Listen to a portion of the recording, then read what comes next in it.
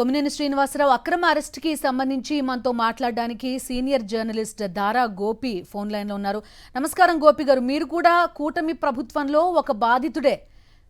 ఇప్పుడు కొమ్మినేని శ్రీనివాసరావు గారి పైన కక్ష సాధింపు చూస్తున్నాం మనం. 70 ఏళ్ల వయసులో నా పైన ఎందుకింత కక్ష కూటమికి ప్రభుత్వానికి అని అడుగుతున్నారు ఆయన. అవునండి. ఇప్పుడు కూటమి ప్రభుత్వం వచ్చిన తర్వాత చాలా మందిని అరెస్ట్ చేస్తున్నారు. ఈ రోజు కొమ్మినేని అరెస్ట్ చేయడం అయితే చాలా తప్పుదమే అది. ఎందుకంటే ఆ వ్యాఖ్యలు చేసింది కొమ్మినేని కాదు, ఒక విశ్లేషకుడు చేశాడు. దాన్ని కొమ్మినేని కూడా ఇలా చేస్తే మరి ఇలాంటి వ్యాఖ్యలు చేస్తే మిమ్మల్ని సోషల్ మీడియాలో ట్రోల్ చేస్తారంటూ కూడా ఆ వ్యాఖ్యలు చేసిన కృష్ణరాజును హెచ్చరించాడు. సో దాన్నేమి కొమ్మినేని స్వాగతించలేదు, సమర్థించలేదు. ఆ వ్యాఖ్యలు కొమ్మినేని చేయలేదు. కానీ ఇది కక్షగట్టి ప్రభుత్వం కక్షగట్టి చేస్తున్నట్టుగా కనిపిస్తుంది. ప్రభుత్వం అంత స్థాయికి దిగజారాల్సిన పని లేదండి, అంత స్థాయికి వెళ్లాల్సిన పని లేదు. సంబంధం లేని వ్యక్తులు, సంబంధం లేని కొమ్మినేని అరెస్ట్ చేసి తీసుకెళ్ళి పైగా తను పైకెళ్ళి మెడిసిన్స్ తెచ్చుకుంటానంటే కూడా పోలీసులు అంగీకరించకపోవడం, ఆయన వయసు రీత్యా ఆయన ఆరోగ్య రీత్యా అంగీకరించకపోవడం అయితే దీన్ని ఎవరు కూడా ప్రజలు సమర్థించరు. ప్రజలు చూస్తూనే ఉన్నారు. నిజంగా కొమ్మినేని ఆ వ్యాఖ్యలు చేస్తుంటే ఆయన అరెస్ట్ చేయొచ్చు, అందులో అభ్యంతరం ఏం లేదు. కానీ కొమ్మినేనికి సంబంధం లేనటువంటి వ్యాఖ్యలపై ఆ వ్యాఖ్యలు చేసిన వ్యక్తిని అరెస్ట్ చేసింది దాన్ని స్వాగతిస్తాడు. దాంట్లో నిజాలు ఏంటనే తర్వాత కోర్టులో తెలుస్తాయి. కానీ వ్యాఖ్యలు చేసిన వ్యక్తులతో పాటు కొమ్మినేని కూడా, యాంకర్ ని కూడా అరెస్ట్ చేయడం అనేది కుదరదు. ఇప్పుడు ఫోన్ లైన్ లో మీరు నన్ను తీసుకున్నారు, నేనైతే వ్యాఖ్య చేస్తాను, అది దాన్ని మీకు ఆపాదించకూడదు కదా. అదేనా ఈవెన్ మీరు కామెంట్ చేసినా నేను మీతో వంత పాడితేనో లేకపోతే మీరు గెస్ట్ గా వచ్చినప్పుడు అప్పుడు నాది తప్పు అవుతుంది.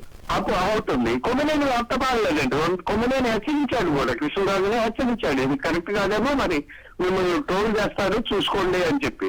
సో అలాంటి పరిస్థితుల్లో కూడా కొమ్మినేని అరెస్ట్ చేయడం అంటే సాధ్యం కాదు. నాకు తెలిసి దీని కేసు అయితే కోర్టులో నిలబడదండి. కొమ్మినేని మీద కేసు అయితే కోర్టులో నిలబడదు. ఎందుకంటే ఆయనకి సంబంధం లేదు, ఆయనకి సంబంధం లేనిటువంటి వ్యాఖ్య పరిణామం అది.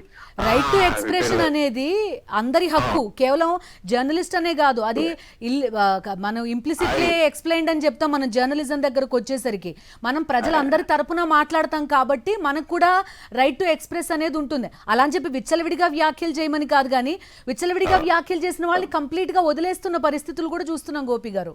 అవును, అయితే ఇప్పుడు గత 5 ఏళ్లుగా చూస్తూనే ఉన్నాము. టీవీ ఛానల్ కూర్చొని ప్రత్యర్థులు చెప్పులతో కూర్చున్న సందర్భాలు ఉన్నాయి.